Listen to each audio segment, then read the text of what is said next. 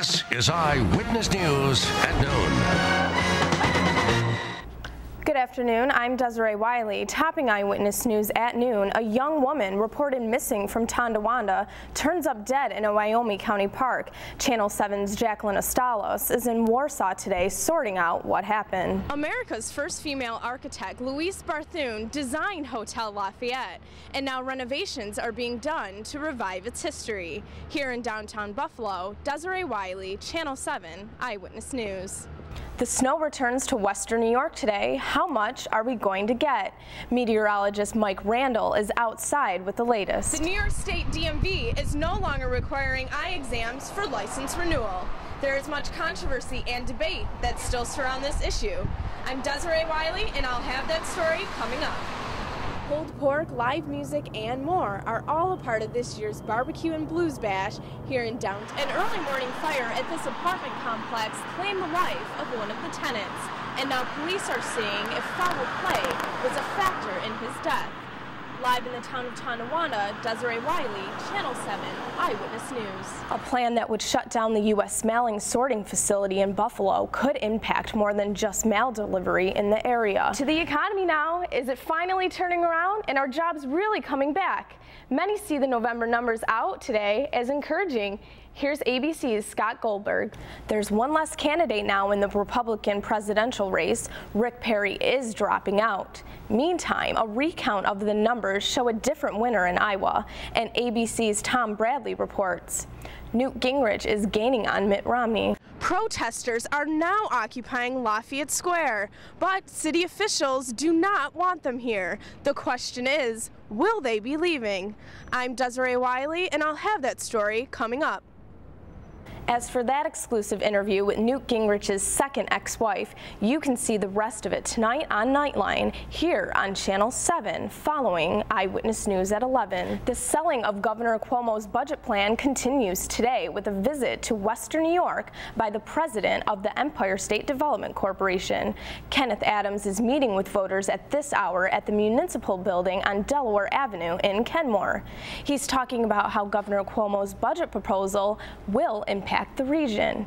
It may have started on Wall Street, but the Occupy movement has made Buffalo another one of its homes. Niagara Square in downtown Buffalo has served as the group's campgrounds for nearly 2 months. They've seen tremendous support from the community as well as city officials. So far, the city has been very cooperative with us. But will it remain that way? Protesters in Niagara Square made an agreement with the city. They were told they could stay during the winter months, and if Buffalo faced severe snow, they would move to Lafayette Square. Lafayette Square is a location for their safety should inclement weather or some other condition dictate that they would need to move. Buffalo may have cold, brisk winds, but no snow. Yet a small group of protesters moved anyway. We just thought it was a strategic move. The agreement calls for Niagara Square. Now occupying 2 locations has the city and fellow protesters who remained in Niagara Square very upset. An agreement is 2 parties giving their word to something. Why give all these people ammunition to give the mayor or anybody else, the police, any excuse to shut us down? I don't want this to happen. Protesters that made the move are not budging. We seek unity. We believe that we have a right to Lafayette as much as the people in Niagara have a right to Niagara. The movement encourages unity, but has this move marked the beginning of the end for Occupy Buffalo? Desiree Wiley, Channel 7 Eyewitness News. Take a look at this picture. Hamburg police think this is the man who robbed the Northeast Savings Bank on McKinley Parkway last week, and they're asking for the public's help in identifying him.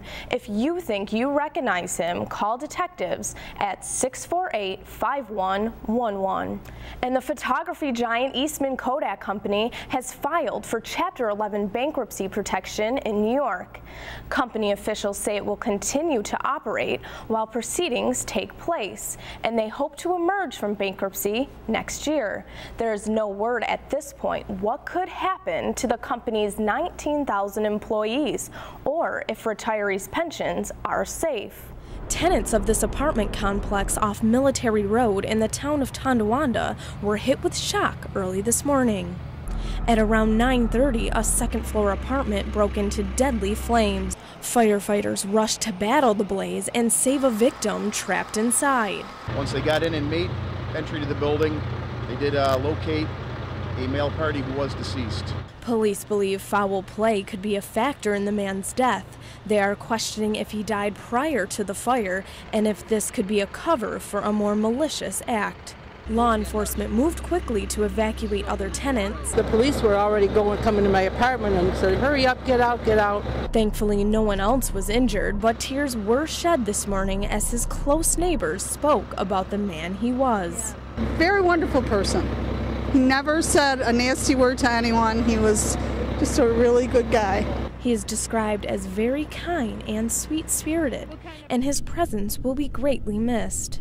I'm praying for his family right now, and that's who I'm really hurting for right now, is his family. The investigation is ongoing, and until the man's family is notified, police are not releasing his identification. Desiree Wiley, Channel 7 Eyewitness News. There's a security scare at a Texas airport. A woman makes it past security with a gun. How did it happen? That story still ahead. And Wegmans is ready to celebrate with its customers. We'll tell you why.